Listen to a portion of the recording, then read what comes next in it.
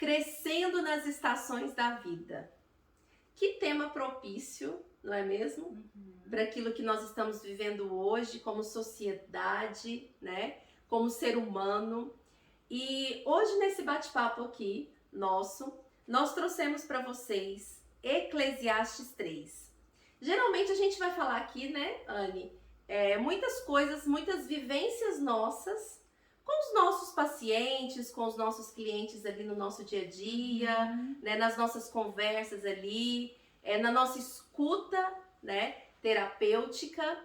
E nós queremos compartilhar com você, nesse vídeo, aquilo que tem sido de muito comum ultimamente, que nós duas temos recebido muita demanda sobre esses assuntos. Eclesiastes 3 fala o seguinte: tudo tem o seu tempo determinado, e há tempo para todo propósito debaixo do céu. Há tempo de nascer e tempo de morrer. Há tempo de plantar e de arrancar o que se aplantou. Tempo de matar e tempo de curar. Tempo de derrubar e tempo de edificar. Tempo de chorar e tempo de sorrir. Tempo de prantear e tempo de saltar de alegria. E por aí vai. E você está convidado a ler aí na sua casa agora Eclesiastes 3 com esse novo olhar que nós vamos trazer aqui para vocês. E o que nós percebemos foi o seguinte, que muitas pessoas que a gente tem encontrado, né, no nosso caminho ali, né, de escuta, de aconselhamento, no nosso dia a dia, são pessoas que sofrem, e a Anne vai falar um pouquinho sobre isso, simplesmente por não entenderem qual tempo estão vivendo e o que esse tempo oportuno traz para você. Eu acho que uma questão bem importante que a gente precisa pensar quando a gente vai viver as estações é que toda escolha que a gente faz, ela vai gerar uma renúncia na nossa vida. Quando você escolhe algo, você vai deixar de viver algo. Né? Isso é muito natural. Então, se eu escolho ir passear no final de semana, eu deixei de ficar na minha casa descansando no final de semana. Né? Então, tudo vai envolver uma renúncia de algo para que você coloque uma outra coisa no lugar. Então, é a mesma coisa com as estações que a gente vai viver. Quando a gente vai entrar numa estação, decidir viver um tempo novo, a gente vai passar por uma perda. Por uma perda de, talvez, geográfica, uma questão de tempo, ou uma questão, né, porque a gente está decidindo se dedicar mais específico para algo. E muitas vezes, diante dessas mudanças de estações da vida da gente, entrar em tempos diferentes, a gente não consegue muitas vezes administrar bem as nossas emoções. É desconfortável, não é verdade? Gente, mudança é desconfortável. Quem gosta aqui de mudança? Sair da zona de conforto não é nada confortável. Dentro desse aspecto da falta do conforto, quando a gente tem que lidar principalmente com situações novas, situações inesperadas que acontecem na vida da gente, se a gente não se atentar para aquilo que a gente está sentindo, a gente entra numa zona de sofrimento. Né? Então a gente começa a sofrer muitas vezes por antecipação, por algo que a gente deseja que vai acontecer, mas a gente já começa a se encher, se preocupar, já começa a pré-encher a mente, né? A preocupação de algo que ainda está por vir. Porque a gente quer que as coisas também aconteçam para ontem. E do nosso jeito. jeito. E tem que ser do nosso jeito. Muitas vezes, sabe, Anne, assim, a experiência que eu tenho tido, né, com algumas pessoas que têm conversado comigo, e que eu acho muito propício a gente estar falando sobre isso aqui, dentro desse tema, que eu tenho percebido que muitas mulheres, principalmente, nesse tempo agora de pandemia, por exemplo, né?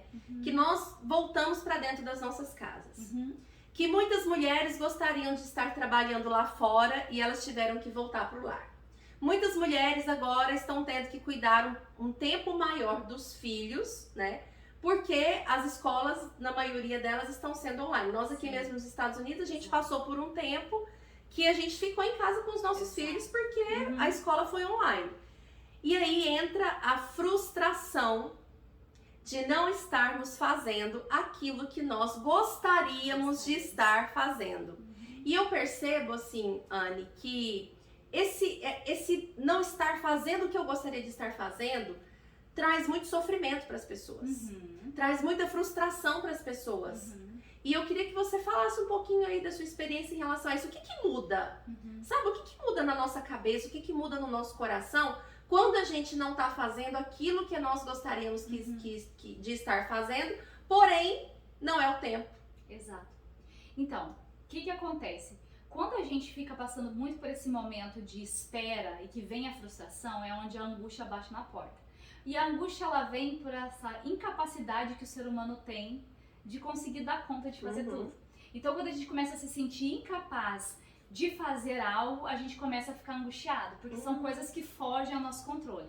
Então, o que eu percebo muito nas demandas diárias que eu tenho dentro do ambiente terapêutico é que, às vezes, a gente entende que a gente não está podendo viver o tempo, o momento, a estação que a gente gostaria, e aí a gente, ao invés de focar pro que está acontecendo agora, né, a gente foca tanto no que a gente quer viver lá na frente, e é onde a gente começa a ficar angustiado.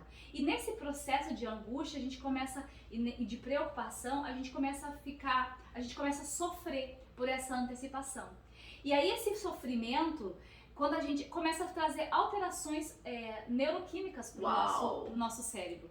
Por quê? Porque a gente começa a focar tanto naquilo que a gente ainda não tem, que a gente para de olhar para o que a gente tem, e a gente começa a fazer com que áreas do nosso cérebro relacionadas à gratidão, que é de uma área específica do nosso cérebro, que são ativadas regiões que traz contentamento e satisfação quando a gente agradece pelo que a gente tem. Olha só, tá entendendo isso daqui? Então, ao invés de eu focar naquilo que eu estou vivendo agora e ser grato pelo que eu tenho agora, né, eu começo a enfraquecer, ao invés de ativar essas regiões cerebrais, eu começo a enfraquecer elas, porque eu começo a pensar muito no amanhã. E aí, quando eu começo a pensar demais no amanhã, naquilo que eu ainda sou incapaz de fazer porque eu tô vivendo hoje e não tenho situações palpáveis, o que eu tenho controle, eu começo a aumentar o nível de cortisol no meu corpo, que é o hormônio que gera o estresse, né, que faz com que a gente tenha mais ansiedade, o nível de ansiedade começa a aumentar no nosso corpo,